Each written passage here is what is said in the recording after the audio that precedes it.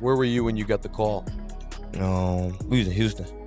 We were shooting a video. Right after revealing where he was when King Von was shot and killed, Lil Durk made a shocking revelation about the unbelievable things Von did at the hospital before he died. And Durk isn't the only one speaking out. Von's cousin Bo also made a startling claim. He hopped off the bed after the second surgery and supposedly started fighting the nurse. It sounds like a lot went down in King Von's final hours, so let's break it all down. In the early hours of November 6, 2020, the hip-hop community was left in shock after rising drill rapper King Von, real name Dayvon Daquan Bennett, was fatally shot outside the Monaco Hookah Lounge in Atlanta. Following the tragedy, things seemed to settle down until Lil Durk made a surprising revelation, claiming that Von acted wildly before his death. But Durk wasn't the only one talking. Von's cousin Bo also spoke out, suggesting that Von might have survived if he hadn't gone crazy at the hospital in his final moments. The streets were buzzing with speculation after Bo's claim, raising even more questions about what really happened that night. He hopped off the bed after the second surgery and supposedly started fighting the nurse and asked the nurse, where's his gun at? Something like that. And then he died because he went into shock. So I'm guessing if he would just laid there, he probably would. This narrative stirred up a storm of controversy on the streets. While many fans believe King Von died on the spot, some close to him insist he took his last breath at the hospital. But before we dive deeper into that debate, let's rewind to the tragic events of that night. On November 6th, 2020, what began as a regular night for Von quickly spiraled into chaos. Fresh off the release of his debut project, Welcome to O Block, Von was in Atlanta, enjoying his rising fame.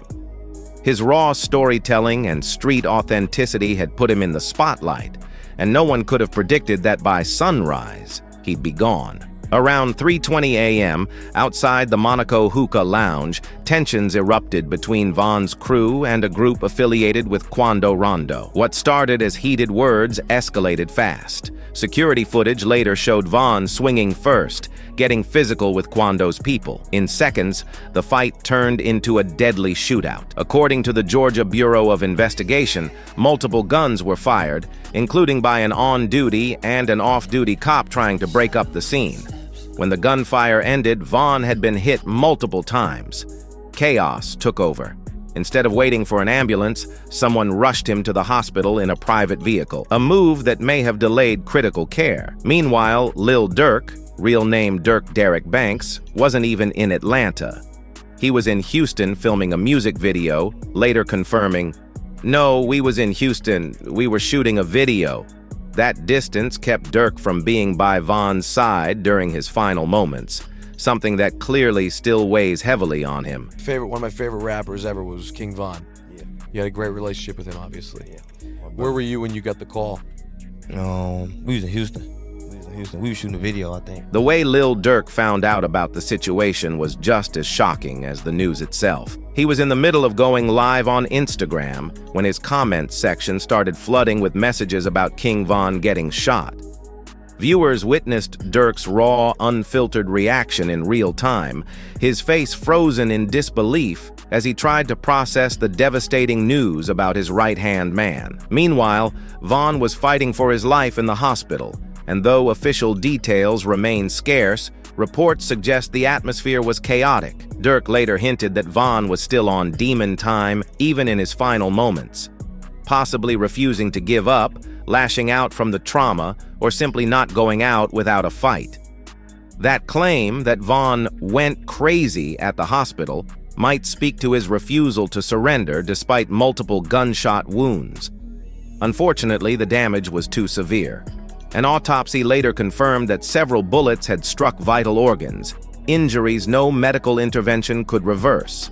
At just 26 years old, a rising voice from Chicago's trenches was silenced before reaching his full potential. News of Von's death spread rapidly across social media, with fans and fellow artists mourning the loss. Lil Durk's first public response was heartbreakingly simple. A single post that read, "My twin gone, I love you, bro." Lil Durk's heartbreak was clear in his first post after Von's death. Several broken heart emojis, and then silence. He disappeared from social media for months, an uncharacteristic digital detox that spoke volumes about the depth of his mourning. To truly understand how hard Von's death hit Durk, you have to understand that their bond went far beyond music. They weren't just industry collaborators. They were brothers in every sense except blood. Both came up in O Block, one of Chicago's most infamous neighborhoods, shaped by the same struggles and hardened by the same survival instincts.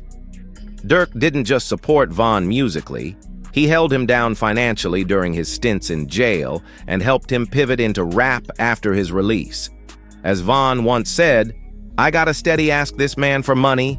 I gotta keep asking Durk for money when I'm up or something." That support wasn't just generosity, it was a lifeline, and it built a loyalty between them that ran deeper than business. Durk also brought Von into his Only the Family OTF label, giving him the platform to share his gritty cinematic storytelling with the world. Under Durk's mentorship, Von honed a narrative style that blurred the line between raw truth and street fiction, captivating fans with every verse. Durk often praised Von's talent, calling him one of the greatest storytellers rap had ever seen. And it wasn't just hype, it was deep respect for a gifted lyricist who could paint a world with his words. Von, in turn, always gave Durk his flowers. In a No-Jumper interview, he openly credited Durk for helping him level up and find his lane. Durk wasn't just supporting King Von from behind the scenes. He was physically putting him in position to be seen, bringing him to interviews, introducing him to key players, and actively creating opportunities to elevate his career. "Come on, business down here," Von recalled, highlighting how Durk was always pulling him into spaces that could boost his visibility and growth as an artist. In many ways, Von represented more than just a protege. He was Durk's hope for the future, proof that someone from the trenches could make it out and thrive. So when Von was killed, it didn't just cut short a promising career. It shattered a vision Durk had been building for himself, his team, and Chicago as a whole.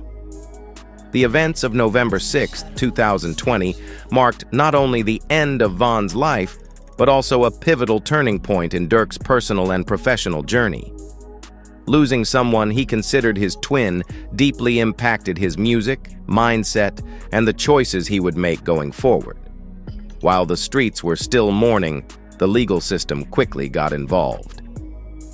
On November 7th, just one day after the shooting, 22-year-old Timothy "Lul Tim" Leaks, an associate of Quando Rondo, was arrested on felony murder charges in connection with Von's death.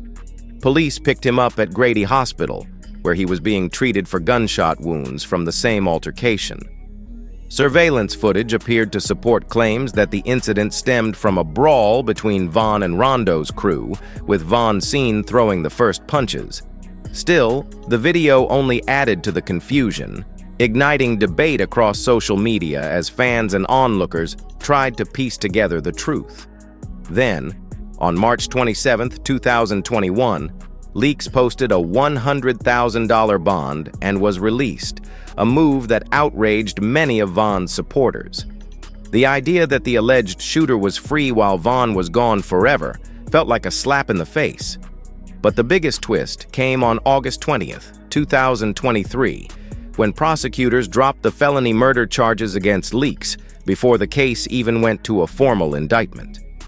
His attorney, Noah Pines, confirmed the dismissal, explaining that Georgia's Stand Your Ground law had justified Leaks' actions as self-defense. Under this law, a person can use deadly force if they reasonably believe they're in imminent danger, with no duty to retreat. The decision to drop the case sparked fierce debate. Von's family, friends, and fans saw it as a miscarriage of justice, while Quando Rondo's camp felt vindicated, insisting Leaks had only acted to protect his friend. With no trial and no conviction, the unresolved outcome only deepened the pain and added more fuel to an already volatile situation. In the aftermath of King Von's death, fans launched a grassroots campaign urging Lil Durk to slide for Von, a phrase pulled straight from street lingo, essentially demanding revenge for his fallen brother. The pressure on Durk was intense. especially across social media platforms where fans openly debated his loyalty and next move. On Reddit, one user echoed a widespread sentiment saying, "Durk definitely should have slid for Von. They were like brothers, and I know for a fact if someone popped my brother, one of us dying. If it had been the other way around, you know for a fact Von would have been at them." This kind of commentary flooded the internet, placing Durk at the center of an uncomfortable intersection between fan culture and street code. He was forced into an impossible dilemma: ignore the calls and risk looking disloyal to Von's memory, or retaliate and risk catching a case. Or worse. The burden of those expectations, compounded by the weight of personal grief, was immense.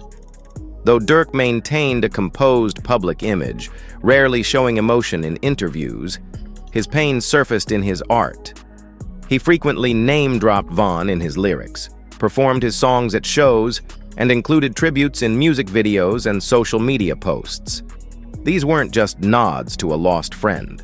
They were Durk's way of grieving, healing, and keeping Von's legacy alive. We seen that moment. We never seen that moment where you're like, yo, listen, I'm going through a lot right now. Just give me some time or and I've always said, damn, does he mourn? You know, obviously we lost everybody mourn. You know, everybody show emotions, but I just can't see myself just doing this.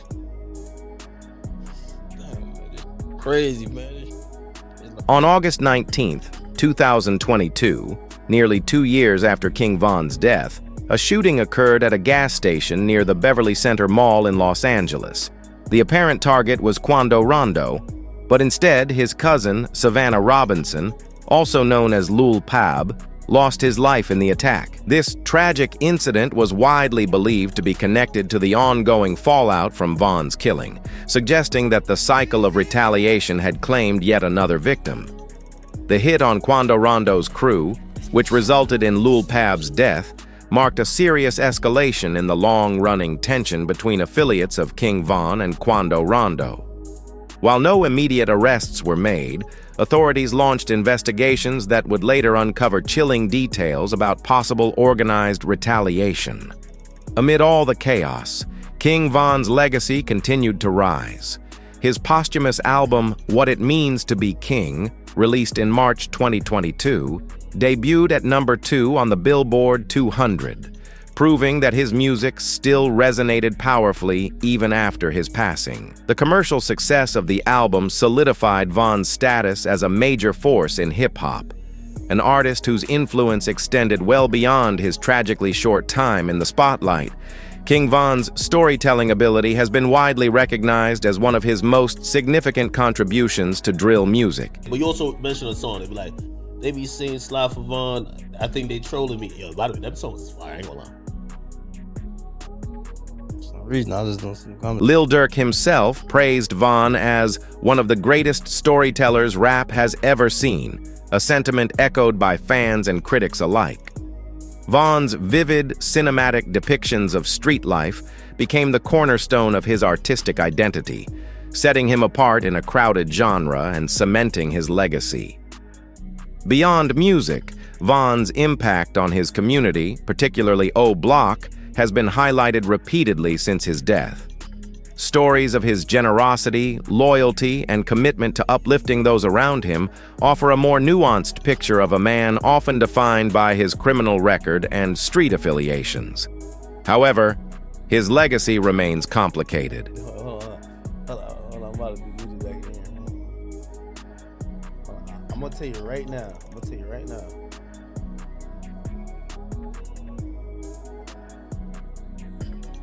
Oh my God. Oh God. No, I'm not trolling, I promise you. Posthumous revelations have surfaced, including allegations tying Von to the 2014 murder of Gakira K.I. Barnes and claims from FBI documents that he placed a bounty on rival rapper FBG Duck, allegedly offering up to $100,000 for the hit. Though these allegations haven't been proven in court, they add to the layered and often conflicting narratives surrounding his life. In October 2024, FBG Duck's mother filed a wrongful death lawsuit against Lil Durk, OTF Records, and Von's estate. I ain't gonna lie to you. I know this sounds f***ed up, but I got about 5 rappers I think I would have donated today. Take them, not him, not Smirk. Bro, I ain't gonna lie to you. I with Smirk, bro. I got 5 other rappers. Half of these, they just be talking. They ain't on shit. Take them. Leave me, Durk. Oh, yo, I ain't gonna lie. Streets is dead. I think that's what we gotta say. The streets is dead. Oh my God! Claiming they profited from her son's death through negligence and misconduct, further entangling Von's legacy in legal and moral controversy. Despite this, Von's influence continues to resonate. His authentic voice, gripping narratives, and raw depictions of life in Chicago's trenches have inspired a new generation of drill artists. Lil Durk has played a key role in preserving that legacy, frequently performing Von's songs, referencing him in interviews, and keeping his name alive through music. As Durk explained, "Outside all the bull, you always live on there. I told him if he didn't rap, I'm always keep it alive." That commitment ensures that Von's artistry remains a part of hip-hop culture. Still, the aftermath of his death exposed the heavy toll fan expectations can place on artists, especially in environments where street justice is glorified. The Slide for Von movement, which gained traction across social media, highlighted the troubling way entertainment, grief, and real-life violence often intersect in today's rap culture.